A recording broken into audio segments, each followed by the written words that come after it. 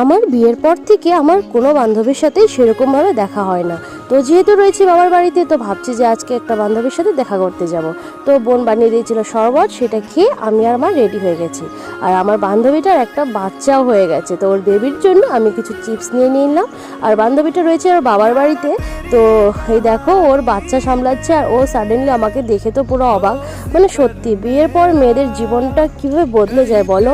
মানে একসময় আমরা কত মজা করতাম, আজকে দেখো সবাই নিজের নিজের জীবনে ব্যস্ত। আমার এই ফ্রেন্ডটার নাম হয়েছে মাহিরা, আর মাহিরার সাথে গত 2 বছর পর আমার দেখা।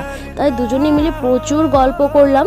আর এর মধ্যে ওর মা আমাদেরকে চা খেতে দিয়ে দিয়েছিল। তো চা খেয়ে এবার ওর সাথে কিছু ফটো কিছু ভিডিও নিচ্ছিলাম। আর ওর বেবিটা তো প্রচুর মানে জ্বালাচ্ছিল, আমার কোলে থাকতেই চাইছিল না।